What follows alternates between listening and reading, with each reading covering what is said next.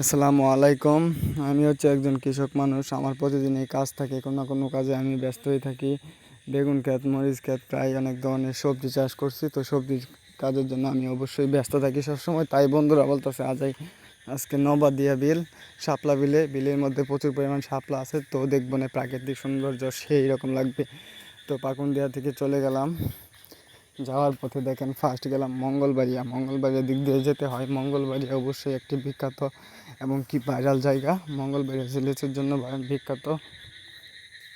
তো অবশ্যই লক্ষ্য করুন যে মঙ্গলবাড়িয়া যাওয়ার পথে কী পরিমাণ লিচু গাছ, প্রায় শত শত লিচু গাছ, হাজার হাজার লিচু গাছ, অনেকগুলো লিচুর বাগান আছে। প্রায় দেখেন প্রত্যেকটা গাছ কিন্তু অনেক বয়স্ক, প্রায় 40-50 বছর আগের লিচু গাছও এখানে অবস্থিত। আসলে প্রত্যেকটা গাছে প্রায় লক্ষাধিক লিচু হয়। লিচুর পিছু এক একটা 10 টাকা 15 টাকা পিছু বিক্রি হয় এই বাগানের লিচুগুলো, কারণ এটা ভাইরাল মঙ্গলবাড়িয়ার লিচুগুলো সেই স্বাদ অবস্থাটা দেখছেন।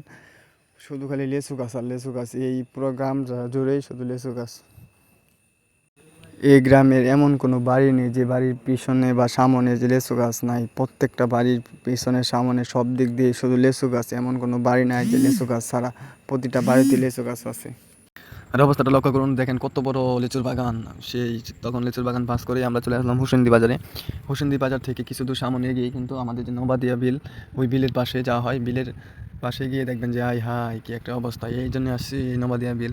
আসা দেখি শুধু কচুরিপানা, বিল কই, শাপলা কই, শাপলাও নাই, শুধু খালি বিল আছে। বিলের মধ্যে শুধু কচুরিপানা আর কিচ্ছু নাই। দেখেন একটা অবস্থা, শুধু কচুরিপানা আর কিছুই নাই রে, হুদায় আইলাম।